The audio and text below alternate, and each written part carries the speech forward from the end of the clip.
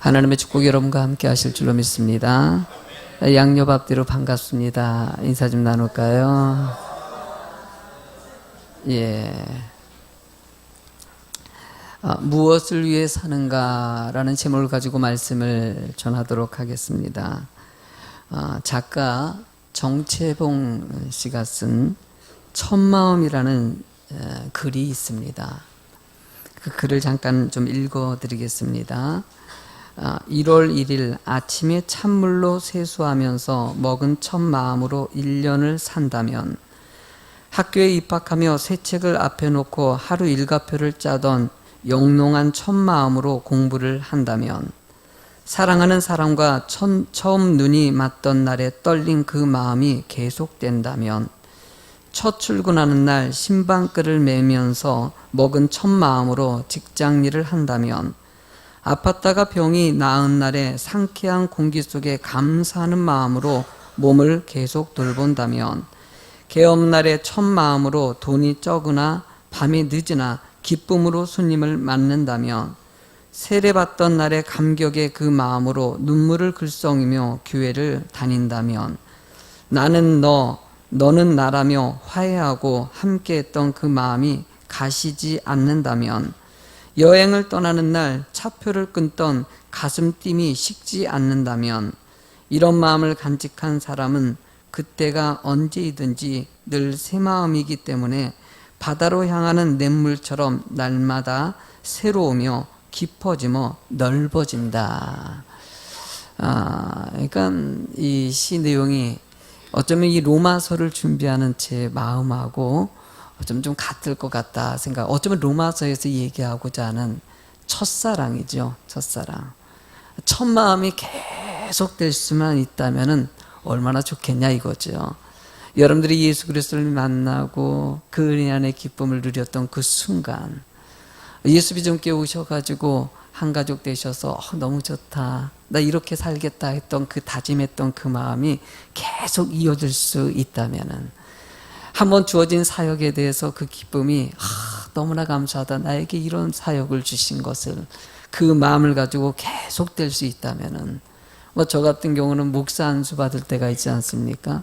목사 안수 받을 때 하나님 나 이렇게 살겠습니다, 이런 때가 있지 않습니까? 그 마음으로 계속 목사의 사명을 감당한다든지, 개척했을 때 개척해서 처음 마음 있지 않습니까? 하나님 한 성도라도 정말 정성을 다해서 은혜 안에 하나님이 기뻐하는 공동체를 만들어 보겠다고 했던 그 마음이 계속될 수가 있다면은, 여러분 로마서는 그런 의미에 대해서 생각할 때 참 이 첫사랑을 회복하고 하나님 은혜 가운데 살아가는 것이 무엇인지를 다시 생각하게 하는 귀한 말씀입니다. 그래서 로마서는요, 구원의 감격이라든지 사명자의 기쁨, 이런 것들이 늘 담겨져 있어요. 그래서 말씀 속에 생명력이 느껴진다라고 표현을 합니다. 그러면 어쩌면 이렇게 발짝발짝 뛰는 생선 같다고 볼 수 있습니다. 그래서 좀 더 한 단계 뛰어넘는다면은 다른 서신서 해설을 통해서는 어려움을 이기고 열매를 맺으라 이런 쪽으로 흘러간다면, 이미 로마서에서는 어려움을 이겨낸 사람들이라는 거예요. 문제, 어떠까지 사역을 감당하면서 힘든 일들은 이미 뛰어넘은 사람들이라는 거예요. 우리가 그 정도는 이미 뛰어넘고 조금 더 성숙하고 조금 더 하나님이 기뻐하는 성도의 모습을 좀 만들어 보자, 이런 쪽에 더 가깝다고 볼 수 있습니다. 여러분들이 이런 하나님의 은혜 가운데 깊이 있는 성도들이 꼭 되실 줄로 믿습니다. 그러기 위해서 일단 첫 번째로는요, 내가 누군지를 알아야 된다는 것이에요. 내가 누구냐, 자기 정체성이죠. 자기를 잘 발견해야 된다는 것이에요. 하나님이 원하시는 우리들의 모습이 있습니다. 하나님은 우리들에게 예수 그리스도를 믿고 구원받는 백성이 되게 하셨습니다. 그 믿음 안에서 우리는 예배를 드리고 찬양하고 기도하고 하나님의 은혜 가운데 살아갑니다. 그리고 그 말씀 가운데서 천국의 소망을 알게 하십니다. 천국의 소망이 있기 때문에 세상에 힘든 일이 있더라도 우리는요, 잠시 잠깐 들리는 이 나그네 같은 이 세상에 머무는 것이 아니라 천국의 소망을 보는 것이에요. 그렇기 때문에 기뻐하고, 그렇기 때문에 감사하고, 그렇기 때문에 쉬지 말고 기도하라고 주님께서 말씀하고 계신 것이죠.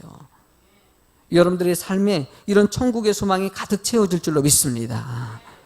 그 본질적인 일에 대해서 우리가 놓치지 않고 살아가는 거. 본문의 1절은 바로 바울사도가 지난주에 설교했지만은 바울사도의 자신의 모습에 대해서 분명하게 설명하고 있는 부분에 다시 한번 읽어보시겠습니까? 예수 그리스도의 종 바울은 사도로 부르심을 받아 하나님의 복음을 위하여 택정함을 입었으니 라고 얘기합니다. 지난주에 택정함에 대한 설교를 좀 했었는데 조금 더 구체적으로 들어가도록 하겠습니다. 이 택정함이라는 단어의 뜻은 뭐냐? 아포리조라고 합니다. 아포리조는요, 두 단어의 합성어인데 아포 따로라는 단어랑 호리조 정하다라는 단어랑 합해가지고 따로 떼어놓다, 또 별도로 구별하다, 이런 뜻을 담고 있습니다. 그러니까 바울 사도가 보면은요, 자기를 특별히 생각해가지고 구별되게 세상에 많은 사람들이 있어요. 그 많은 사람들 중에서 나를 갖다가 선택했다는 것이에요. 네가 꼭 필요하다는 것이에요. 지금 문재인 정부가 장관들을 세우는 가운데 청문회를 하고 있지 않습니까? 지금 강경화 신문에 나왔던 이 청문회 통과하는데 야당에서는 반대를 다 했어요. 여당에서는 꼭 뽑아달라고. 글을 읽어보니까 문재인 대통령이 이 사람이 좀 부족한 부분이 있지만은 꼭 이 사람을 좀 해달라고, 나에게 너무나 이 정부를 이끌어가기 이 사람이 너무나도 필요한 사람이기 때문에 좀 해달라고 부탁하는 글을 갖다 올리고 야당에다 부탁을 한 글이, 그 내용을 읽어봤어요. 그러니까 문재인 대통령이 봤을 때는 이 사람은 내게 꼭 필요한 사람이라는 것이죠. 그러니까 바울 사도는 예수 그리스도가 봤을 때 이 사람만큼은 꼭 필요하다는 것이에요. 여러분들, 바울 사도는 자신을 그렇게 인식하고 있습니다. 내가 그렇게 필요한 사람이다.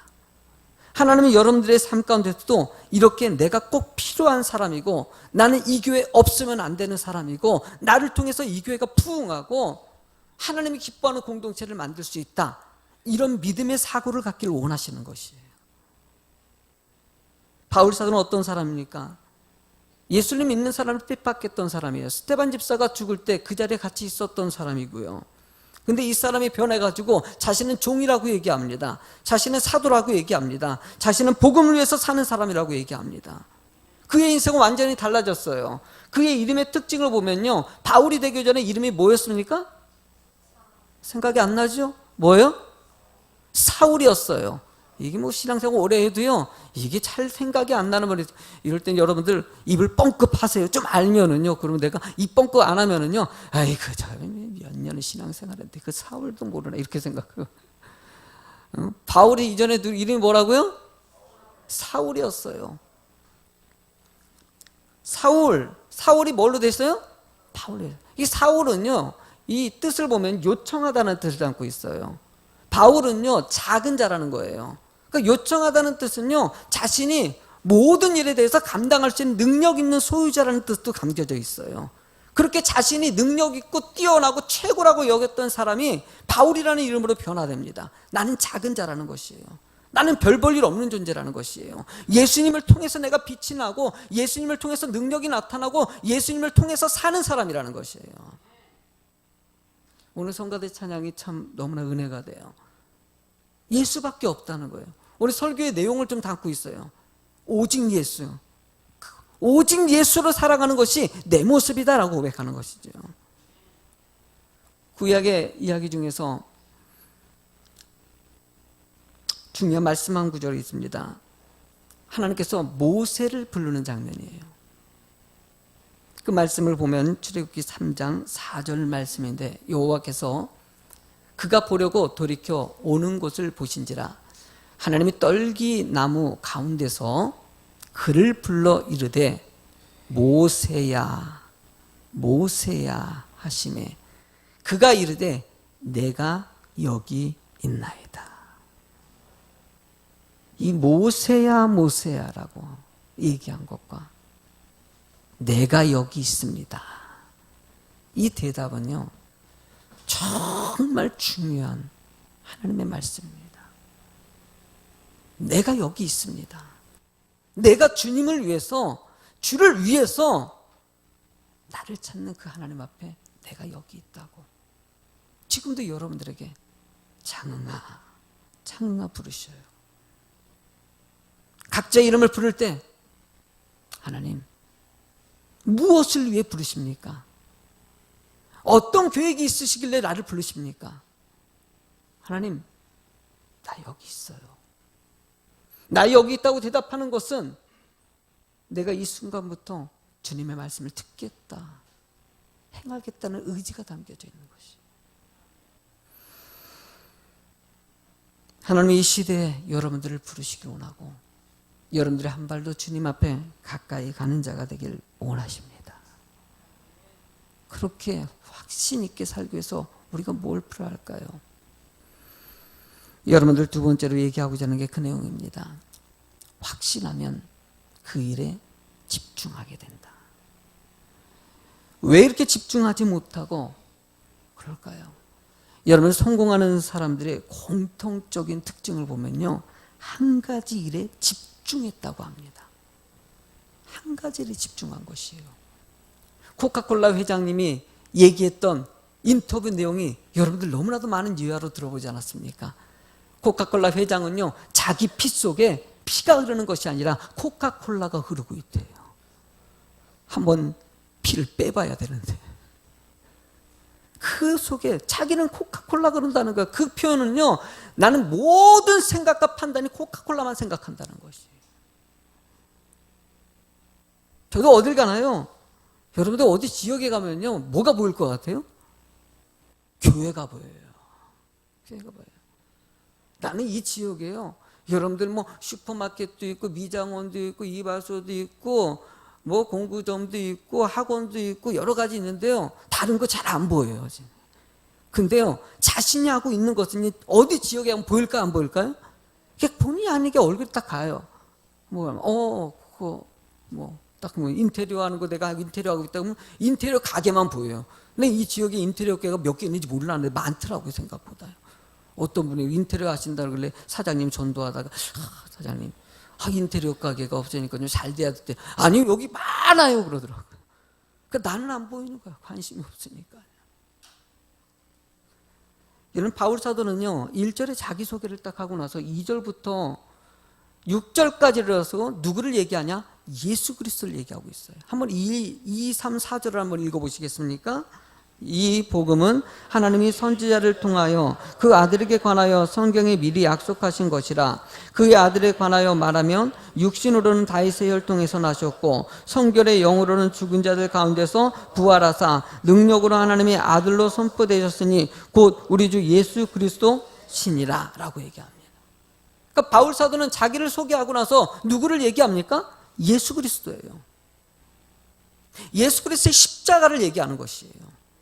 바울 사도가 어디 가서 전도할 때 여러분 여러 가지 막 이런 얘기 안 해요. 딱 한 가지입니다. 예수 그리스도의 죽으심과 예수 그리스도의 부활하십니다. 이 일에 집중하고 이 일에 대해만 생각했던 이 바울 사도, 복음이라고 얘기하죠. 유앙겔리온, 헬리오 어떠냐면 복된 소식이라는 것이에요. 굿뉴스라는 것이에요. 어딜 가나 예수 그리스도의 복음이 들어가면은 기쁨이라는 것이에요.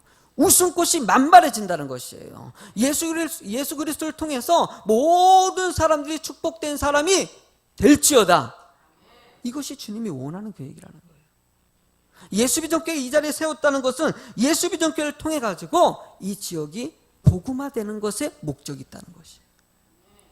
그 목적이 분명한 사람, 그 일에 대해 확신이 있는 사람은 두려움이 없어요.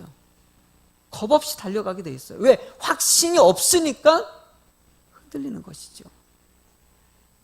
음식 맛도요, 자신이 맛을 정확하게 낼 수 있다면요, 식당 차립니다.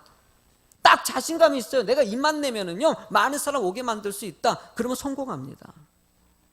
뭔가를 만드는 것도 그래요. 자동차 내가 이렇게 딱 만들면은 많은 사람이 살 것이다 확신 쓰면요, 거기에 매진해가지고 만들어내게 돼 있어요. 왜? 확신이 열정을 만들기 때문이에요.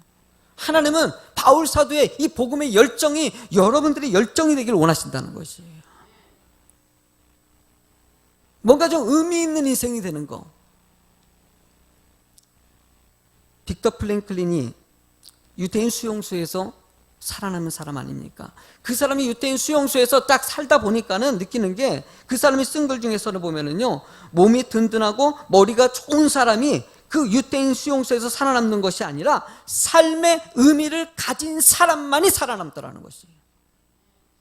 삶의 의미를 가지고 살아가는 사람. 내가 왜 사냐 이것이죠. 내가 무엇으로 기쁨이 되며 무엇으로 살아가느냐를 정확하게 알고 있다는 것. 고린도서 9장 16절에 만일 복음을 전하지 않으면 내게 화가 있을 것이미로다. 바울사는 뭐라고 해요? 자기에게 복음을 전하지 않으면은요, 화가 임한대요. 저는 이 말을 듣는데요, 어저께는 우리 전단지가 나와가지고 어저께 박스를 이렇게 저녁에 이렇게 집중이 좀 안 돼가지고요, 어저께 그냥 컴퓨터가 이렇게 문제가 생겨가지고 준비한 설교가 날아가 버렸어요. 너무 집중이 안 돼. 하나님께 막 안 되다 보니까 어저께 탁구도 쳐보고 막 그랬었는데, 저녁에 들어와가지고 포스터가 안 돼. 이게 묶어져 있길래 이걸 잘라봤어요. 뜯어서 이제 꺼내봤죠. 옛날 생각이 나는 거예요. 옛날에 초창기 때 포스터를 만들었을 때는 프린터를 이렇게 인쇄로 했어요. 인쇄로. 이렇게 프린터를 한 것이 아니라 인쇄해가지고요, 프린터고 해가지고 한 200장 300장 해가지고 그거 들고 나가가지고 뭐 밖에다 그렇게 붙였죠. 그 당시에 홍보할 수 있는 돈이 없으니까 붙였죠. 어저께 옛날 생각하면서 포스터를 들고 좀 나갔어요. 테이프 들고 지역에 이리저리 돌아다니면서 좀 붙여봤어요. 옛날 생각이 나는 거예요. 그 옛날 생각 중에서요, 제가 우리 교회 부도가 났을 때가 생각이 나요. 그 재정이 어려워지니까요, 교회가 문 닫게 생겼어요. 이제 기간을 보니까 나는 6, 7개월 지나가지고 이 상태로만 계속 가면은 부도가 나가서 완전히 교회 문 닫고 그냥 손 털고 가게 돼 있어요. 후원 받은 것도 했고 다 한 것이 다 바닥나는 거예요. 그렇게 되니까요, 내가 뭔가 이제 큰 일이 벌어지는 거예요. 이게 뭐 이렇게 화가 미치는 것이죠. 그러다 보니까요, 그때 엄청 열심히 뛰었어요. 뭐 교회 오면은요, 가방 하나 그 당시에 들고 그 안에다 전도지 들고 가방 들고 나가고 그냥 날마다 나가가지고 전도하고 얘기 나누고 했었던 모습이 그때 첫 모습이었어. 그때 모습이에요. 참 유치하죠. 그래요. 그렇게 해서 우리 교회 문 닫으니까 전도하는. 문 닫게 되고 심각하니까 움직여요. 근데 바울 사도는요, 심각해서 움직이는 게 아니에요, 지금요. 자신은요, 그냥 복음 전하는 것이 뭔가 누가 이렇게 나같이 이렇게 하여튼 바울 사도보다도 부족한 게 느껴지는 게 그런 모습이죠. 그냥 뭔가 일이 터져야지만 움직이고, 뭔가 좀 해야지. 너 같은 인간은 그렇게 해야지 움직이겠다. 하나님이 봤을 때 나발 때 그런 것 같아요. 아이고, 이 박창호 목사 같은 사람은 요거 자기가 알아서 움직일 게 아니라 뭔가 문제를 터트려야지 이게 정신 차리지 않, 뭐 이러신 거 아닌가. 하여튼 어쨌든 간에 그러니까 움직이긴 했어요, 내가. 바울 사도는요, 그런 게 아니라 그냥 자신이 주의 복음을 전하는 게 너무 좋아가지고 그래서 복음을 전한다는 것이. 사도행전 20장 24절 읽어보실래요? 시작.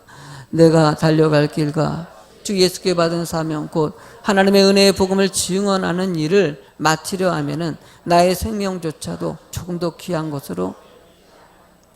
여러분들, 바울 사도는요, 그냥 어디를 가든지 자신이 주어진 사명, 복음 전하는 일이 너무나도 기쁘고 즐거웠다는 것이에요.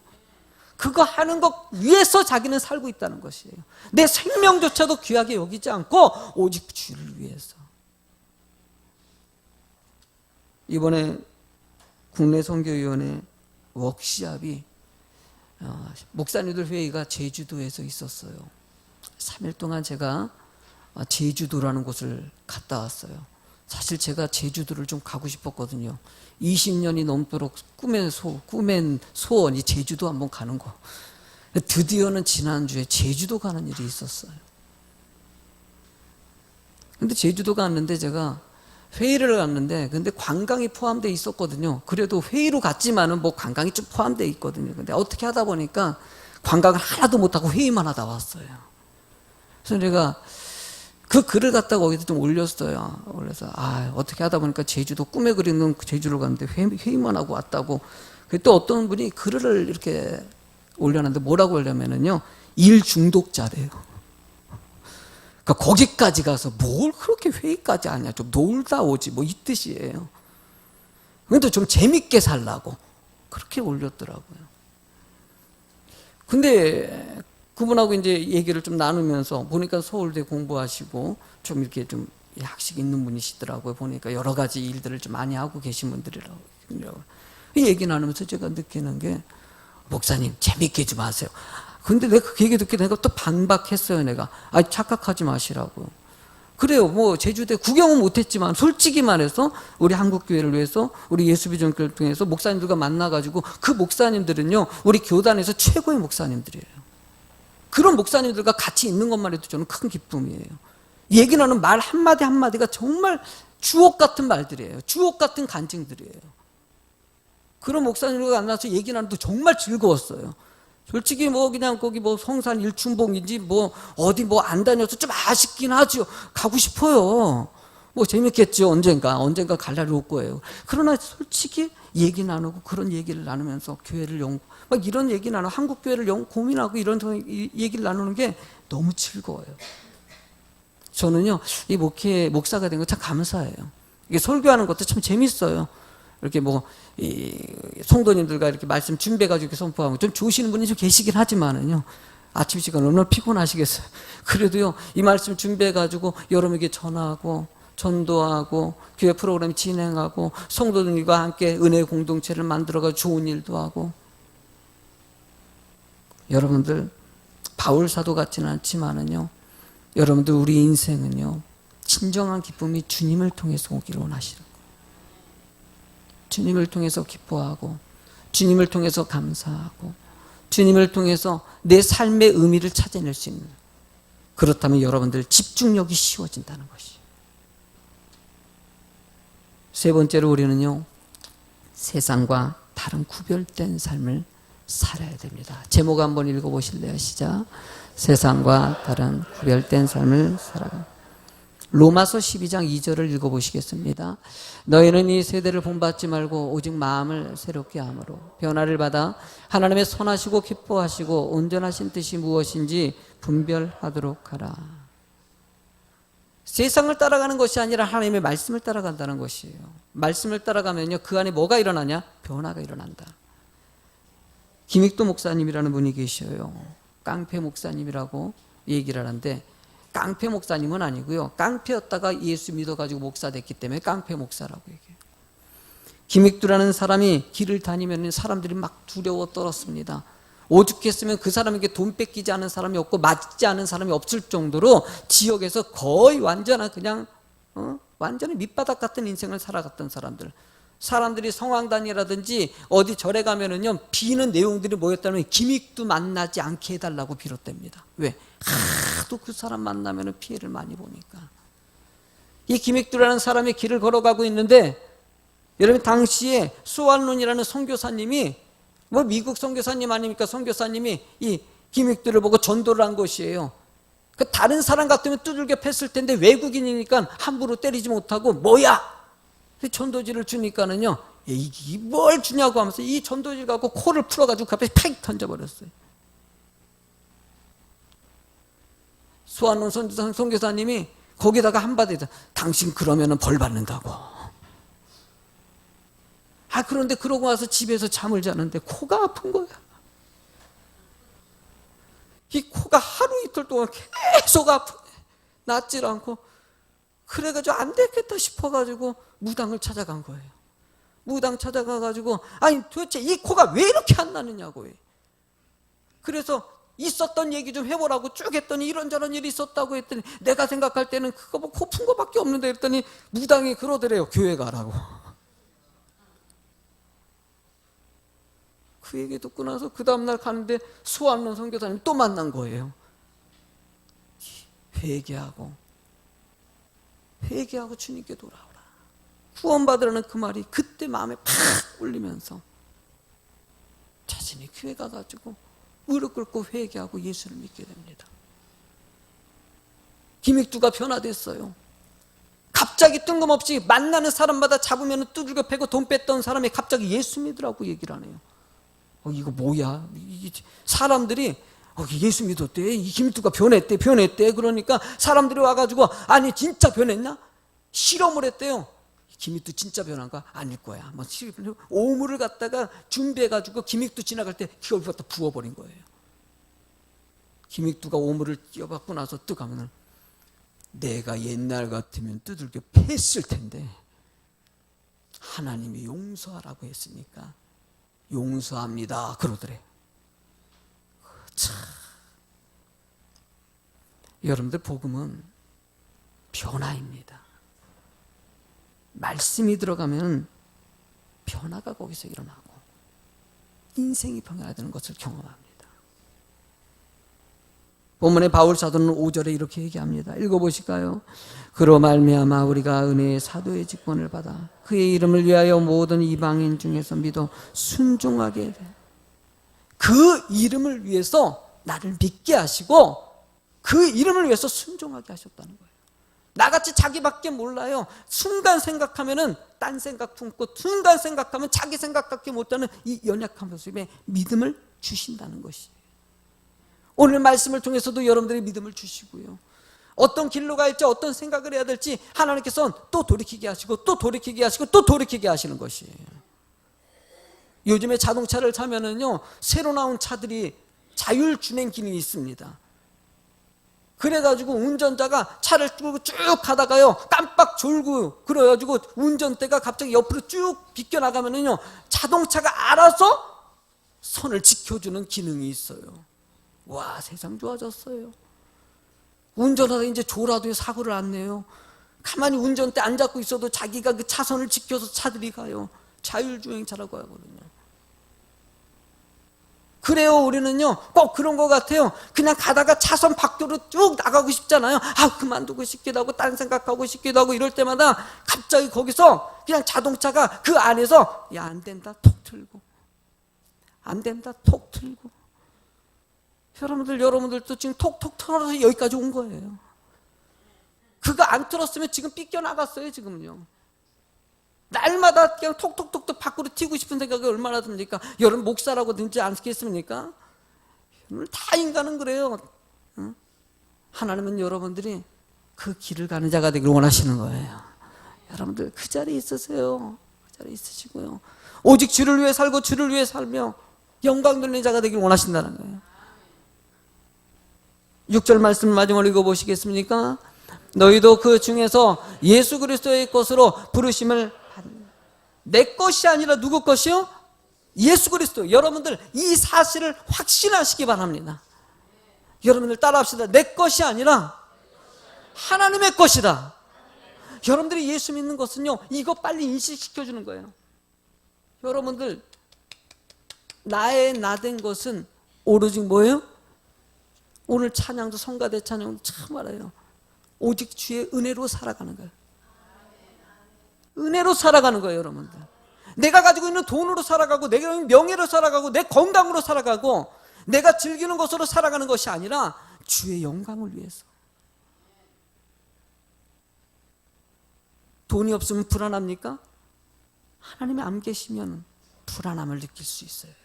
예배를 안 드리면 불안해져야 돼요. 기도를 안 하면 불안해져야 돼요. 전도를 안 하면 불안해져야 돼요. 근데 전도하지 않아도 기도하지 않아도 예배드리지 않아도 불안하지가 않아요. 은혜로 살지 않고 세상에 살고 있기 때문이에요. 하나님은 여러분들이 은혜로 살고요 하나님의 기쁨으로 살아가는 자가 되기를 원하셔요. 주중에 신방 가운데 성도님들과 이런저런 얘기를 좀 몇 가지 나눠보면서 어느 성도님이 그러더라고요. 집사님이 목사님 나 옛날에 주를 위해 살고 싶었었는데 이 말이 내 마음에 울려요. 시키면 그 얘기는요 지금은 그렇지 않다는 것이죠. 제가 이 설교는 일부 설교밖에 못해요. 2부 예배에 나오시는 분이니까.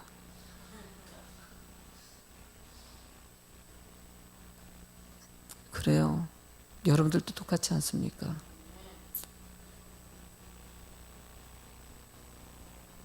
저는 우리 예수비전교회가 내 것이 아닌 하나님의 것이라는 것을 좀 인식할 수 있는 그런 교회 됐으면 좋겠어요. 찬양을 하게 드립니다.